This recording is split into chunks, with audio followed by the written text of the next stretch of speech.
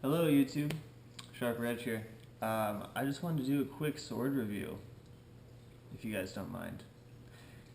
I just bought my first sword ever. Um, it is the Masahiro Cherry Blossom Sakura, or if you want to call it the Tenryu Cherry Blossom Sakura. The reason why I say that is because I ordered the Masahiro, but to my surprise, actually to very little of my surprise, it came in a Tenryu box, because I've read lots of reviews and watched lots of YouTube videos, of people purchasing Masahiro swords, getting Tenryu swords, purchasing Tenryu swords, getting Masahiro swords. My theory is that they're both coming out of the same forge, possibly even Musashi swords, but I'm not completely sure on that. As a matter of fact, a lot of these sword websites that you buy these swords off of, I really don't think they know what manufacturers these swords are popping out of. But that's just a guess. It's a theory. But I got it today. Didn't take long at all. I got it from cultofathena.com. Those guys are freaking awesome. I highly suggest that anybody who's on the market for a sword, or a knife, any type of cutlery like that, everything down to sword maintenance kits, to sword racks, wall hangers, that kind of stuff. Highly recommend you go to cultofathena.com. I know it sounds like I'm selling them pretty hard right now, but honestly, I've looked at a lot of other websites and price comparison. They have awesome prices and they don't bullshit you. They're quick, they reply fast, and they get your product out to you as soon as possible. So those guys are awesome. No hassle there. So I was gonna do an unboxing video, but I was too damn excited to just rip this thing open when I first got it today. I've had some trouble with a previous website which I was going to purchase this sword from, and I will talk about that in another video because I was super pissed off on the customer service and what happened with that. But let me just say, I tried to get it from wildbillwholesale.com. Like I said, I'm going to explain all that in another video. I don't want to get into it now, too much to talk about, but get right down to it. This sword comes in this pretty sweet box, and these little notches up here, it actually acts as a sword stand. The notches come inside the box, you just have to pop them in. It's kind of cool. Look at the artwork. I don't know how good the lighting is in my living room, but pretty cool artwork there. And to the sword, you know, I was very on the fence about this sword. First of all, I was excited to make this sword review because I couldn't find jack on the internet. As for YouTube videos, sword reviews, the best I could find was a 43-second long video of the sword itself, of some idiot with a shaky camera going,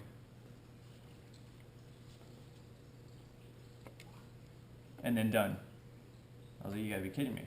So I wanted to make a review on this sword because this sword, you can find it pretty much anywhere on the internet, of course, and it's just under $100. So I don't know, I was really turned on to it from the get-go. I really like the Cherry Blossom Tsuba, and yeah, it's an awesome sword, but I'll get down to it. When I first opened the box and took the sword out, the first thing I checked was the fittings.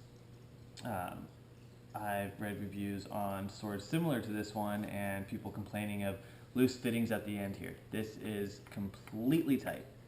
Completely tight. Tsuba, no rattle. No rattle at all. The wrappings here, now I don't know the anatomies of a sword entirely, so go easy on me here, but I'm just going to say the wrappings, you guys know what the hell I'm talking about. A little bit loose. What I mean by that is just there is a tiny bit of play there, but other than that, it's pretty tight, pretty snug. Let's see here.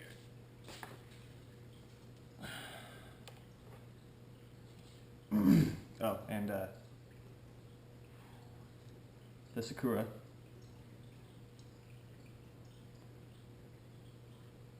Not a single scratch, not a single ding. Piano black finish, lacquer, whatever the hell you want to call it. The tie job, like I said, I'm sorry, I don't know what this is called. Pretty funky looking, pretty loose, as you can see. Pretty loose, but I'm going to learn how to tie this myself, and I'm going to redo it completely. But moving on here. The blade right out of the box is sharp. It's pretty damn sharp.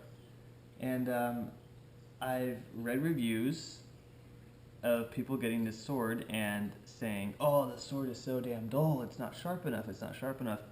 And the description does say that, you know, it's a sharp sword. It says fairly sharp, I believe, but it is pretty damn sharp. I mean, I'm running my finger across here lightly, and if I were to put any pressure there, it'd probably break skin, not gonna lie. Tip, I don't know how well you can see this, so very, very sharp to the touch. It comes oiled. The sword does come oiled, just to prevent rust while it's being shipped out to you. It's full tang, fully assembled, fully. You are able to fully disassemble the sword, is what I'm trying to say. Here's that. The first pin, and the second pin. I'll give you a little close-up detail. I don't know how well you can see this of the Tsuba itself.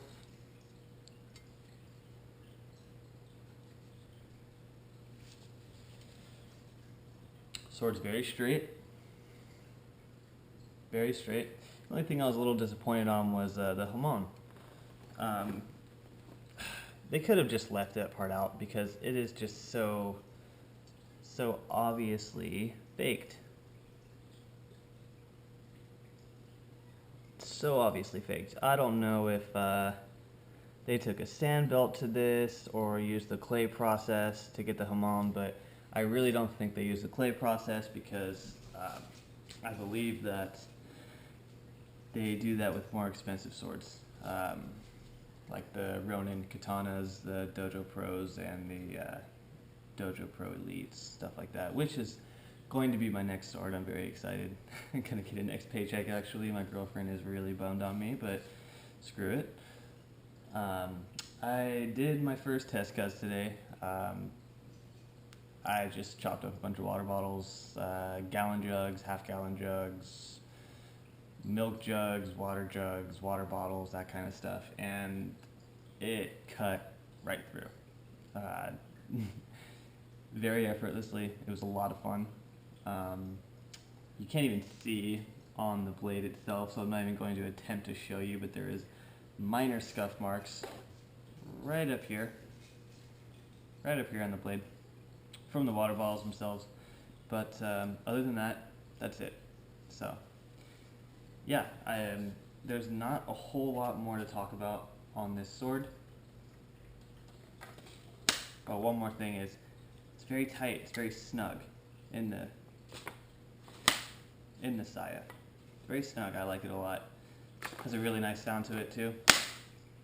Really nice sound. Overall, I'm not going to lie, I'm very pleased with this sword. Very pleased. Especially for under $100. I mean, when I say it's under $100, it is right under $100. But that's after shipping and tax and everything like that. But I will be making another video of why I think you should choose to shop at Cult of Athena and why you should not shop at specifically other places. What to look out for when buying a sword, all the red flags that I've come across, because I did a lot of research on this before buying it, and I came across a lot of weird stuff out there, so I want to share that with all of you guys. I'll be making test cut videos very soon. I have a 1000 grit whetstone that's on the way. It's going to be here Friday, And I'm going to do a little more sharpening. It doesn't really need it, but I'm going to get it to the point where it can cut paper effortlessly. I want to do a lot of newspaper cutting, and I think that's just so damn cool, and it looks like a lot of fun. So, yeah. More videos on the way. If you guys have any questions, please comment. I just made this account about a week ago, so subscribe. Please, please, please, please subscribe. Any questions, comments, please leave them. I will get back to you ASAP. Thanks very much, guys.